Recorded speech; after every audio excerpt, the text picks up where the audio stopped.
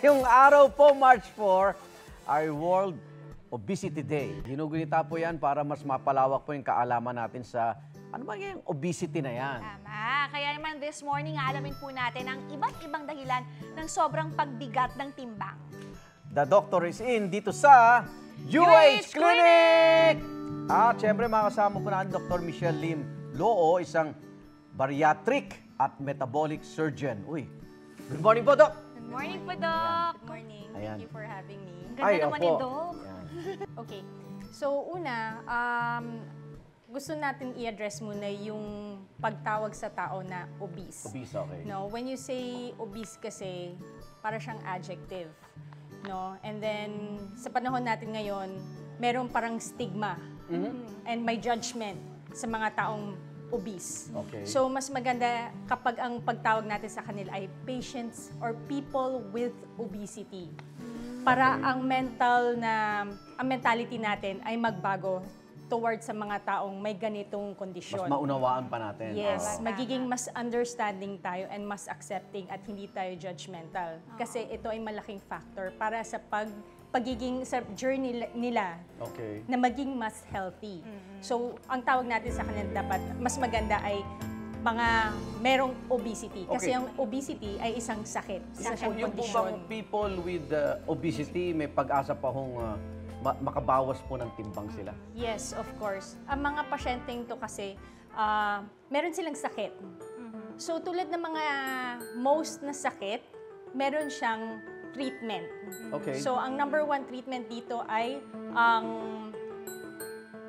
dapat ang objective ay pumayat sila, mabawasan ng timbang. So number one ang pwede natin gawin talaga sa kanila, lifestyle modification. Aha. So yung tamang pagkain, yung kinakain nila ay good quality, hindi good quantity.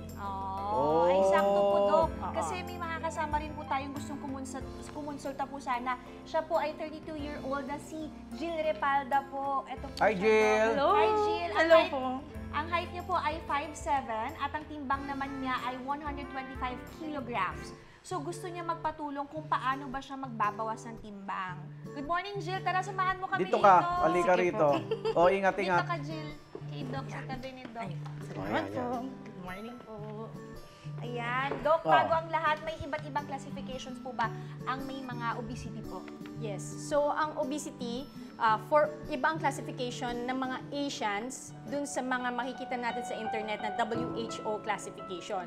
Okay. Ang dahilan nito is magkaiba ang body composition ng mga Asians sa Western. So, katulad dito, we have the Western at saka ang mga pang-Asian na classification.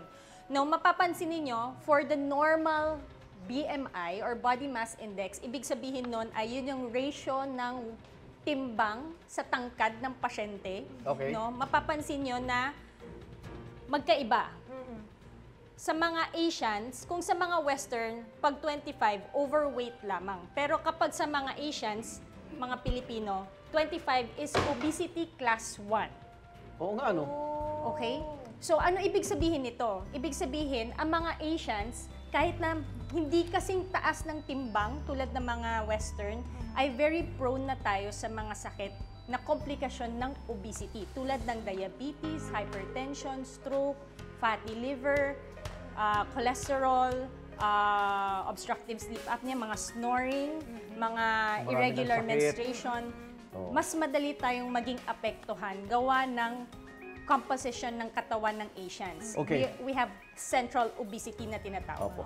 Jill, kwento mo naman sa amin kung paano at kailan nagsimula itong weight struggle mo. Ano ba, hindi mapigilan yung maganak kang kumain, ganon? Nag-start po siya nung nung bata po ako, payat naman talaga ako. Okay. Pero nung nagkaroon po ako ng hika, parang kailangan kong saksakan ng steroids and whatnot. Tapos doon na po siya nag-start hanggang sa tumanda na po ako, hanggang hindi na po talaga ako nakaranas ng payat na moment. Oo. Ganun. Okay. May gusto ka bang itanong kay Doc? Sakto, ayan, natutulungan ka ni Doc. Opo, meron po akong question talaga. Ang gusto ko lang po malaman, Dok, paano pong diet ang pwede kong gawin at okay po ba ang intermittent fasting? Okay, ang importante sa diet or sa kinakain natin ay dapat good quality. Kasi ang pagbawas ng timbang ay number 1 talaga ang nutrition. Number 2 lang ang exercise. So, ang intermittent fasting, that's okay.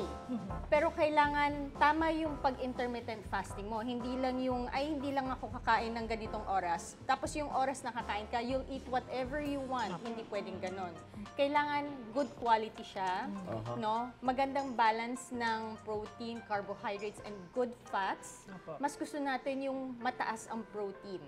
No, less ang processed carbohydrates. Ano ibig sabihin ng processed carbohydrates? Yung mga matatamis, mga may sugar, yung mga madalas na binibili lang sa grocery. Okay? So, Bawal siya dun. we want to avoid. Avoid mo yun, ha? Iiwasan. Mga processed food, di ba? Hotdog, Hot mga dogs. ganyan. Kasi yung mga hot dogs, tocino, yung mga nasa frozen goods section ng supermarket, kadalasan sa kanila, poor quality. Naku, yun pa naman ang mga paborito nating breakfast. Diyos ko, kailangan pala iwasan natin yan, no? Yes. Wala silang masyadong nutrition. Nutrition. High calorie pero wala masyadong nutrition sa kanila. Eh, Doc, ano naman pong pwedeng gawin na exercise para magbawas ng timbang po? Mas okay po bang mag-gym or mag-jogging? Lalo sa kaso po ni Jill, ano pong exercise, di ba, ano pa, hindi pwedeng heavy exercise. So, ang exercise, maraming mga studies and research na sasabihin kung ano yung pinakamaganda, like tulad ng HIIT or gym, ganyan. Pero para sa akin, ang lagi kong advice sa pasyente, the best exercise is something na kaya mong i-sustain. Okay. Consistent. So it doesn't matter kung magka-cardio ka, mag-walking ka lang, running, or if you just go O to sa the gym. hagdan, no? Hagdan. Importante kasi yung consistency. Lagi mo siyang ginagawa. Ang goal natin basically, gusto natin maka-build ka ng muscle. Okay? Because ang muscle na yan, ang magpapataas ng metabolic rate mo, ng metabolism. Magko-contribute yun sa pagbawas ng timbang. Malaking challenge sa'yo kasi may hika ka pa ba ngayon? Meron po. Oh, di ba? So, kung pagod ka na, di ba? Yes. Magpahinga ka Yes. na. Oh. Pero may exercise ka ngayon? Ang exercise ko, mga lakad-lakad lang Uy, po. okay na yun. So, baka may tanong ka pa, Jill. Andito si Doc. Questions ko lang po, yung lifespan po kaya ng mga obese. Okay. Lifespan? So- Opo, Okay. lifespan. So, ang lifespan ng mga patients na merong obesity, hindi natin masasabi. Okay? Hindi ko kayang i-predict yun. No one can predict. Pero, kapag pumayat ang mga patients na may obesity, pwedeng mawala ang mga sakit na kasama nito, diabetes, hypertension. That translates to a longer lifespan. Hindi lang lifespan ang pinag-uusapan kailangan dito. Quality of life is very important. No? Yung mobility issues natin, yung self-esteem natin, yung confidence natin. And then, in the future, what can you look forward to? Ano pa yung pwede mong ma-experience? So, yung overall well-being ng isang tao, hindi lang sa lifespan, hindi naman maganda yung mahaba kang nabuhay pero naka-dialysis ka. Every week Unhealthy, naka-dialysis. no? Yes. So, ang gusto natin sa kanila is good quality of life. Yan. Doon sa longer lifespan. Living. Ito, Doc, huling paalala po sa mga kapuso natin habang nanonood, talaga nag-aagahan pa rin. Hindi, okay lang yan. Basta quality food. Ano pong mensahe niyo sa kanila? Okay. So, sa mga pasyenteng merong obesity, hindi natin sila pwedeng i-judge na kasalanan nila dahil tamad sila or napabayaan sa Kusina.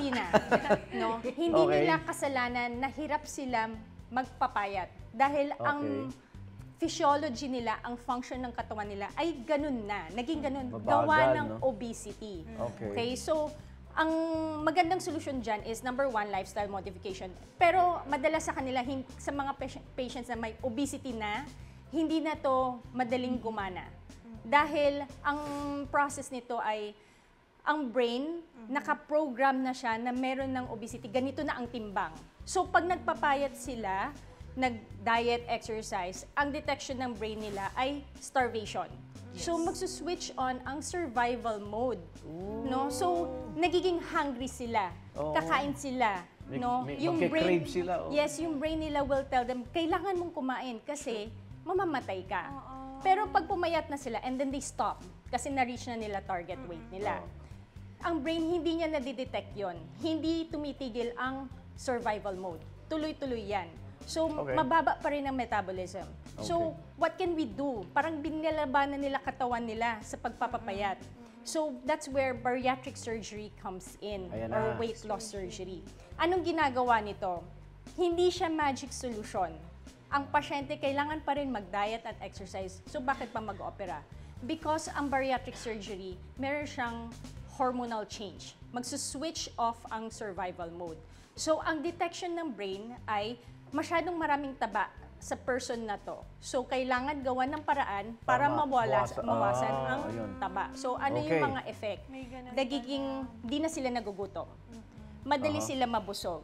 May pagbabago sa pang-amoy, panlasa, sa chemistry ng brain Opo. to shed off yung sobrang taba. Okay. Jill, good luck ha. Sana nakatulong yung ating Yes diskusyon ngayong umaga. At maraming salamat kay Doc Michelle Lim Loo. Ayan. Kaya sa mga, ayan, medyo hindi mapigilan. Bay, giling-giling ha? Para hindi malibig. Okay? Magbabalik po ang unang hearing. Wait! Wait lang! Huwag mo muna i-close. Mag-subscribe ka na muna sa GMA Public Affairs YouTube channel para lagi kang una sa mga latest kwento at balita. I-follow mo na rin ang official social media pages ng Unang Hirit. Thank you. O sige na,